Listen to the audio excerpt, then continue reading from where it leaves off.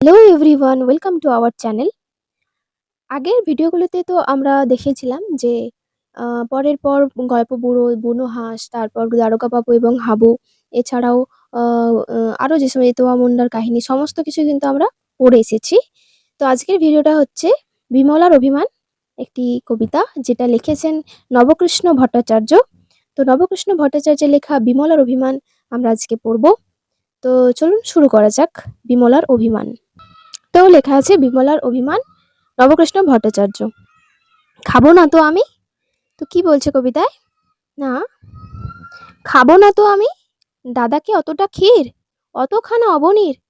আমার বেলায় বুঝি ক্ষীর মাত্র নামই, খাবো না তো আমি।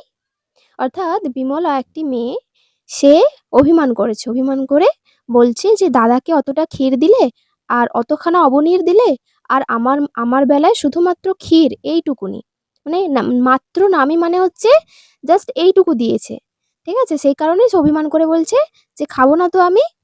তারপর ফুল আনিবার বেলা যা বিমলা যা, পূজা করি দাও এনে সোনামণি মা। কাঁদিলে দুরন্ত খোকা রাখা তারে ভার, তার বেলা ও বিমলা নেমা একবার। অর্থাৎ বিমলা অভিমান করে বলছে যে যে সমস্ত কাজগুলো আমাকে দিয়ে করাবে, আর ক্ষীরের বেলায় আমাকে দেবে না। তো সে কি কি কাজ করাবে বিমলাকে দিয়ে? না, ফুল আনবার সময় বিমলাকে বলবে যে যা বিমলা এনে দে ফুলটা। পূজা করার সময় ফুল আনার কথা বলা হচ্ছে। তারপর কাঁদিলে, অর্থাৎ কোনো একটা বাচ্চা ছেলে কাঁদলে তখন কিন্তু বিমলাকে বলছে যে একবার নিয়ে নে, কোলে নে, এই সমস্ত কিছু। নেক্সট বলছে ছাগলেতে নোটে গাছ খেলে যে মুড়িয়ে, যা মা একবার গিয়ে দে তো মা তাড়িয়ে। ছাগলে যদি নোটে গাছটা খেয়ে নিচ্ছে, তখন বিমলাকে বলা হচ্ছে যে বিমলা যা তো তাড়াতাড়ি গিয়ে ওই নোটে গাছটা যে খেয়ে নিচ্ছে ছাগলটাকে তাড়াতাড়ি তাড়িয়ে দিবি। হুম, তো তার বেলাও কিন্তু বিমলাকে দিয়েই কাজ করা হচ্ছে। এরপর বলছে দাদা বসিয়া আছে খেতে, দাও তো মা নুন, পানটা যে বড় ঝাল, দে মা এনে চুন। অর্থাৎ দাদা যখন খেতে বসে তখন বিমলাকে বলা হয় যে নুনটা এনে দাও বিমলা, দাদা খেতে বসেছে।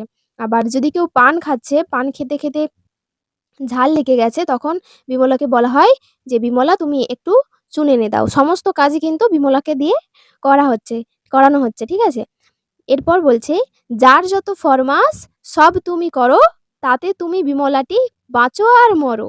অর্থাৎ বিমলার ভীষণ অভিমান হয়েছে। অভিমান হওয়ার ফলে সে বলছে যার যত কাজ সমস্ত কিছু আমাকে দিয়ে করাচ্ছে, আর আমি বাঁচি বা মরি আমাকে দিয়ে সমস্ত কাজ করাচ্ছে। ফরমাস আর কি। ঠিক আছে, তো খাবারটি আসে যেই, তার মানে আর তার মনে নেই। ঠিক আছে, আর তারে মনে নেই। যখনই খাবারের কথা আসে তখন কিন্তু বিমলা অভিমান করে বলছে যে সমস্ত কাজই যেহেতু আমি করছি, এবার যখন খাবারের কথা আসছে তখনই আমাকে আর কারোর মনে নেই।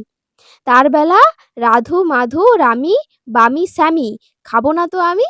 আচ্ছা, খাবারের সময় যখন বিমলাকে ডাকা হচ্ছে না, তখন বিমলা অভিমান করে এই সমস্ত কিছু বলছে, আর বলছে যে যখন খাবারের সময় তখন শুধু আমাকে ডাকছে না, তার বেলা সবাইকে ডাকছে, রাধু মাধু রামি বামি স্যামি, সবাইকে ডাকছে, শুধু আমাকে ডাকছে না।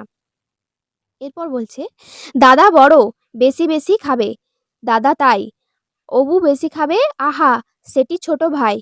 দুধারে সোনার চূড়ো, মাঝেতে ছায়ের নুড়ো, তাই বুঝি বিমলার কাছে কমে গেছে দামি, তাই বুঝি বিমলার কমে গেছে দামি, খাবো না তো আমি।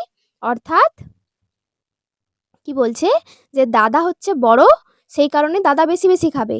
আচ্ছা, অবু মানে ওর ছোট ভাই, সেও বেশি খাবে কারণ সেটি ছোট ভাই বলে। দুই ধারে সোনার চূড়ো মাঝেতে ছায়ের নুড়ো, কথার অর্থ হলো যে দুই ধারে দুই দিকে সোনার চূড়ো, আর দুই দিকে অর্থাৎ একদিকে বড় দাদা যে বড় বলে বেশি খাবে, আর একদিকে ছোট ভাই যে ছোট বলে বেশি খাবে। আর দুই ধারে, ওই জন্যই বলা হয় যে দুই ধারে সোনার চূড়ো, মাঝেতে ছায়ের নুড়ো, নিজেকে বিমলা নিজেকে মানে মিডিলে রাখছে, মধ্যেখানে, এবং মাঝেতে ছায়ের নুড়ো, নিজেকে ছায়ের নুড়ো বলা হচ্ছে। ঠিক আছে, তো তাই বুঝি বিমলার কমে গেছে দামি, তাই জন্য বিমলা বলছে তাই জন্যই আমি মধ্যিখানে আছি বা মাঝে আছি বলে আমার কি দাম কমে গেছে, তাই জন্য সে অভিমান করে বলছে যে খাবো না তো আমি।